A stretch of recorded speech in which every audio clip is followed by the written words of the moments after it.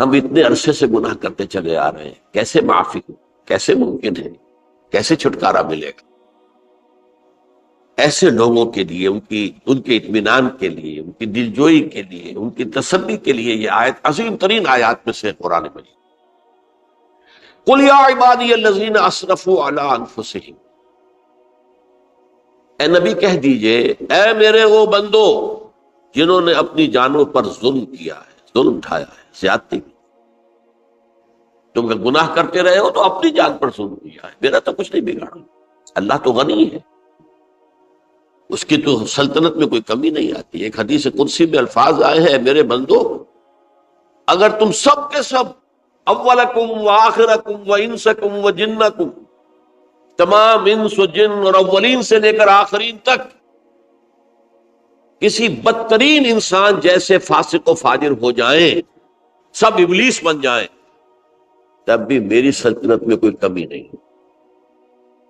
اور اگر تم سب کے سب، اولین و آخرین اور انس اور جن، سب مل کر جو متقی ترین انسان ہو سکتا ہے ویسے بن جاؤ، ابو بکر صدیق بن جاؤ، تب بھی میری سلطنت میں کوئی اضافہ نہیں۔ تو اللہ تعالیٰ کا تو کچھ بگڑتا نہیں ہے، انسان گناہ کرتا ہے تو اپنا نقصان۔ قل یا عبادی الذین اسرفوا علی انفسہم، کہہ دیجئے اے نبی، اے میرے وہ بندو جنہوں نے اپنی جانوں پر ظلم کیا ہے، ستم کیا ہے، ظلم ڈھایا ہے، لا تقنطوا من رحمت اللہ۔ میں آج بعض حدیثیں اس موضوع پر آپ کو سناؤں گا، عجیب چشم کشا حدیثیں ہیں۔ میں نے چونکہ اس موضوع پر گفتگو کرنی تھی تو میں نے کچھ اس مرتبہ احادیث کا تفحص کیا، تو واقعہ یہ ہے کہ بعض احادیث پڑھ کر خود میری جو ہے میرے علم میں اضافہ ہوا، ادھر میری توجہ آج تک نہیں گئی تھی۔ لا تقنطوا من رحمت اللہ، اللہ کی رحمت سے مایوس مت ہو۔ ان اللہ یغفر الذنوب جميعا، اللہ تعالیٰ تمام کے تمام گناہ معاف کرتا ہے۔ اللہ تعالیٰ کی قدرت ہے، اللہ کا اختیار ہے، اللہ کا فیصلہ ہے، لہذا مایوس نہ ہو، اصلاح کرو۔ احادیث تو میں بعد میں آپ کو سناؤں گا، اس سے پہلے اس کا فلسفہ سمجھ لیجئے اصل میں کیا ہے۔ دیکھیے، ایک ہے طبیعی اعمال، فزیکل، ان کا ہم دنیا میں اصول یہ دیکھتے ہیں کہ اس کے نتائج لازم اور ان سے چھٹکارا نہیں مل سکتا۔ آپ نے سنکھیا کھایا ہے تو مریں گے، چائے کھانے کے بعد آپ نے خودکشی کا ارادہ کیا، سنکھیا کھا لیا، اب چاہے آپ پر ندامت ہو، پشیمانی ہو، پریشانی ہو، توبہ کرے، آپ کو بچنے کا کوئی سوال نہیں، مرنا ہی مرنا۔ اتنا یہ کہ اللہ تعالیٰ جو ہے اپنی معجزانہ کسی قدرت سے اس عمل کا جو طبعی نتیجہ ہے اس کو نکلنے سے روک۔ آگ کی فطرت ہے کہ وہ جلاتی ہے، اللہ کے حکم کے تحت حضرت ابراہیم کو اس نے نہیں جلایا، یا نار کونی بردن وسلام علی ابراہیم۔ لیکن یہ ہمیشہ نہیں ہوتا، یہ تو ایک دفعہ ہو گیا بس۔ اللہ جب چاہے اب بھی کر سکتا ہے، لیکن یہ روز روز نہیں ہوتا۔ روز روز جو بھی فزیکل لاز ہیں وہ چلتے ہیں، اگر وہ نہ چلے تو کوئی سائنس پاسبل ہی نہ ہو، کوئی ٹیکنالوجی ممکن ہی نہ ہو۔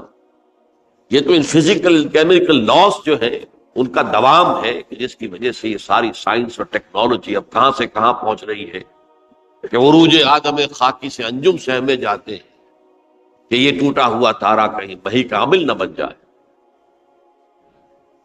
تو یہ توبہ جو ہے فزیکل اعمال میں مفید نہیں ہے، چاہے آپ پر یہ احساس میں کیا کر بیٹھا، کیا میں نے کیا، کیوں میں نے کھا لیا یہ سن کیا، تو اب اثر نہیں۔ جو اخلاقی اعمال ہیں ان کا قانون یہ نہیں ہے۔ اخلاقی اعمال کے نتائج ختم ہو جاتے ہیں توبہ کے ساتھ۔ یہ ایک بہت بڑا قانون، بہت بڑا قانون۔ ایسا نہیں ہے کہ کسی گناہ سے انسان کی فطرت میں کوئی ایسی مستقل کجی واقع ہو جائے کہ جس کی اصلاح کی کوئی صورت ہی نہ ہو، یہ نہیں ہے۔ بڑے سے بڑے توبہ کرو، خلوص دل سے کرو، جو اس کے اصول ہیں، جو اس کے قواعد ہیں، جو اس کے ضوابط ہیں، جو اس کی شرائط ان کو پورا کرو۔ تو بڑے سے بڑے اعمال، برے سے برے اعمال میں حدیثیں آج آپ کو سناؤں گا، حیران، کیونکہ عام طور پر یہی ہوتا ہے کہ مباحث میں چونکہ لوگوں کو اصلاح کی ترغیب دلانی ہوتی ہے تو وہ جو انذار کا پہلو ہے اسے زیادہ نمایاں کیا جائے۔ اللہ کی طرف سے شدید ذو انتقام، اللہ انتقام دینے والا، اللہ سزا دینے والا ہے۔ لیکن یہ دوسرا پہلو جو ہے وہ بھی اپنی جگہ پر بہت اہمیت کا، کہ طبیعی اعمال کے نتائج اور عواقب اور اخلاقی اعمال کے نتائج و عواقب یہ ایک جیسے نہیں۔ اب اس معاملے میں تاریخ مذاہب عالم میں جو بہت بڑی غلطی ہوئی، تورات میں حضرت آدم اور حوا علیہ السلام سے جو غلطی اور خطا ہو گئی تھی، آپ اندازہ کیجئے کیا مقام اللہ نے عطا کیا تھا، سارے فرشتوں کو ان کے سامنے سجدہ کروا دیا تھا، اور ایک ہی حکم تو دیا تھا نا کہ اس درخت کے قریب نہ جانا، اور تو ابھی کوئی شریعت نہیں تھی، کوئی لمبے چوڑے احکام نہیں تھے، کھاؤ جہاں سے چاہو، اس ایک درخت کے پیچھے پاس نہ جانا، وَلَا تَقْرَبَا هَٰذِهِ الشَّجَرَةَ فَتَكُونَا مِنَ الظَّالِمِينَ۔ اور وہی کام کر بیٹھے حضرت آدم اور حضرت حوا علیہ السلام۔ کتنا بڑا گناہ، کتنا بڑا، کتنا بڑا۔ لیکن قرآن نے وضاحت کر دی کہ آدم نے توبہ کی، اللہ نے معاف کر دی۔ اللہ تعالیٰ سے کلمات سیکھے، ندامت دل میں پیدا ہو گئی حضرت آدم، لیکن الفاظ نہیں تھے، کن الفاظ میں اللہ سے معافی مانگ، مجھ سے خطا ہو گئی، بہت بڑی غلطی ہوئی، وہ الفاظ بھی اللہ نے سکھائے، فَتَلَقَّىٰ آدَمُ مِن رَبِّهِ كَلِمَاتٍ۔ یہ ہے جس میں کہ وہ علامہ اقبال کا ایک شعر ہے ان کے نوجوانی کے دور کا، جس پر میں بھول رہا ہوں کہ داغ دہلوی تھے یا کوئی اور تھے کہ جنہوں نے علامہ سے کہا تھا، میاں اس عمر میں اور یہ شعر، اس بڑی محفل میں بات آئی تھی کہ موتی سمجھ کے شان کریمی نے چن لیے قطرے جو تھے میرے عرق انفعال کے۔ انفعال کہتے ہیں عربی میں پشیمانی، شرمندگی، اور عام طور پر جب کسی انسان پر پشیمانی اور شرمندگی طاری ہوتی ہے تو پیشانی جو ہے اس پر کچھ پسینہ سا آتا ہے۔ تو قطرے جو تھے میرے عرق انفعال کے، موتی سمجھ کے شان کریمی نے چن لیے، اللہ کے نگاہ میں ان کی اتنی قیمت، ان کی اتنی وقت میرے بندے نے پشیمانی اختیار کی ہے، اپنے اس غلط کام کے اوپر اسے رنج اور افسوس ہو رہا ہے، تو اللہ کے نگاہ میں اس کی یہ عظمت ہے، یہ قدرت۔ تو اللہ تعالیٰ نے جب حضرت آدم کے دل میں وہ پشیمانی پیدا ہو گئی تو الفاظ نہیں تھے، کن الفاظ میں؟ ہم کہتے ہیں نا کہ مجھے سمجھ نہیں آ رہا کہ میں کس منہ سے آپ سے بات کروں، میری یہ حیثیت نہیں ہے، میں کن الفاظ میں اپنی جو ہے خطا کا اعتراف کروں۔ تو اللہ نے وہ کلمات خود سکھا دیے، فَتَلَقَّىٰ آدَمُ مِن رَبِّهِ كَلِمَاتٍ فَتَابَ عَلَيْهِ إِنَّهُ هُوَ التَّوَّابُ الرَّحِيمُ۔ یہ چیز کہیں تورات جب دوبارہ مرتب ہوئی ہے تو وہ نکل گئی، اس میں رہ گئی، باقی اس میں شامل نہیں۔ یہ تاریخی اعتبار سے جان لیجئے، تورات جو ہے وہ آج سے 2500 بلکہ 2600 برس قبل سے دنیا سے غائب ہے۔ یہ تورات کا جو نسخہ تھا یروشلم میں 587 قبل مسیح میں، جب نبوکدنضر نے، شاید آج کل آپ دیکھ رہے ہوں، یہ عراق کی جنگ میں عراق کے جو خاص ڈویژنز ہیں عراقیوں کے، ریپبلکن گارڈز کے، ان میں سے ایک کا نام جو ہے وہ نبوکدنضر ڈویژن ہے، ایک کا حمورابی ڈویژن ہے۔ حمورابی جو ہے عراق کا بہت پرانا بادشاہ تھا، اور تاریخ انسانی میں سب سے پہلا قانون اس نے مرتب کیا، حمورابی۔ یہ بہت پرانی تہذیب ہے، دنیا کی غالباً سب سے زیادہ اینشنٹ تہذیب جو ہے وہ عراق کی ہے۔ حضرت ابراہیم یہی پیدا ہوئے شہر ار میں۔ تو نبوکدنضر نے جب تباہ کیا تھا یروشلم کو، 6 لاکھ آدمیوں کو قتل کیا اور 6 لاکھ کو قیدی بنا کر لے گیا بیبیلونیا، بابل کا لفظ بھی آج کل آ رہا ہے۔ کسی زمانے میں وہ عظیم شہر تھا دنیا کا، وہ معمولی سا شہر رہ گیا ہے، نئے شہر بڑھ گئے۔ تو اس وقت سے اس نے جب یروشلم میں جو ہیکل سلیمانی حضرت سلیمان کی بنائی ہوئی مسجد تھی اس کو جب گرایا ہے، اس کے بعد سے وہیں پر وہ نسخہ رکھا ہوا تھا تھوڑا، پھر دنیا میں وہ نسخہ اب نہیں ہے۔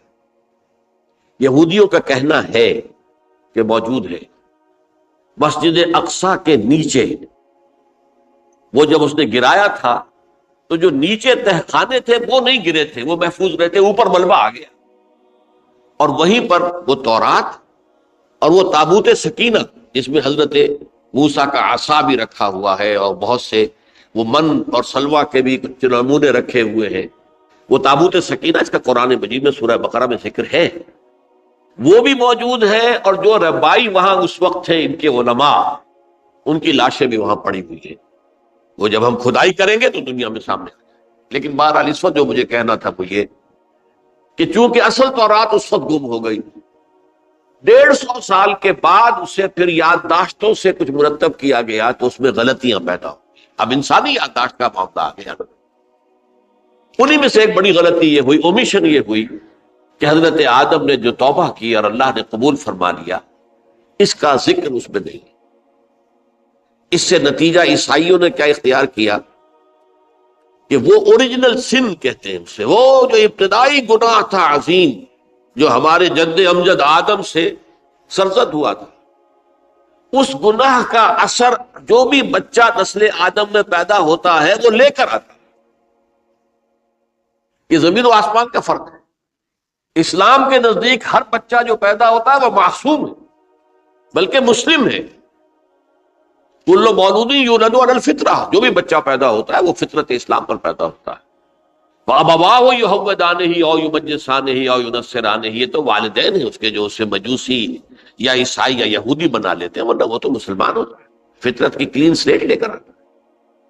عیسائیت کہتی ہے کہ ہر انسان جو پیدا ہوتا ہے بنیادی طور پر گناہ گار ہے، اپنے جد امجد کے گناہ کا بوجھ لے کر آ رہا ہے۔ اب اس کا علاج انہوں نے پھر کیا تجویز کیا، یہ ہے کہ ایک غلطی پر دوسری غلطی اور دوسری پر تیسری غلطی، خشت اول چون حد بیمار کج تاثریہ بھی رود دیوار کج۔ اب اللہ نے جب دیکھا اب تو ہر بندہ جو ہے آدم کی اولاد کا بنیادی طور پر پیدائشی طور پر گناہ گار ہے، تو اب کیا کیا جائے؟ تو اللہ نے اپنا اکلوتا بیٹا، صلبی بیٹا مسیح یسوع اسے زمین پر بھیجا۔ یہ الفاظ میرے ہیں کہ اسے قربانی کا بکرا بنا کر اور ان سب کی طرف سے قبول کر لیا، گناہ گاروں کی طرف سے، کہ ان کے گناہ کا کفارہ ہو جائے گا جو عیسیٰ کو مانتے ہیں۔ یہ عقیدہ ہے عیسائیت۔ جڑ کیا ہے کہ گناہ ہو گیا تو گناہ کا اثر تو رہے گا۔ قرآن یہ کہتا نہیں، اللہ دھو دیتا ہے، تمہاری سیرت و کردار کے اوپر بھی جو داغ ہیں دھل جائیں گے، اور تمہارے نامہ اعمال میں جو دھبے ہیں وہ بھی دھل جائیں گے۔ توبہ کرو، توبوا الی اللہ توبۃ نصوحا، کرو وہ توبہ کے جو بالکل خلوص دل کے ساتھ۔ اب میں ذرا آپ کو کچھ احادیث سنانا چاہتا ہوں۔ ایک طرح کا یہ تبشیر کا پہلو ہے آج ہماری گفتگو میں کہ جو نمایاں ہوگا۔ یہ بعض احادیث تو چھوٹی چھوٹی ہیں اور یہ بہت مرتبہ میری گفتگو میں آ چکی ہیں، صرف اس وقت حوالہ دے کر گزر جاؤں گا۔ یہ ترمذی اور ابن ماجہ میں حضرت انس ابن مالک رضی اللہ تعالی عنہ سے روایت ہے، حضور نے فرمایا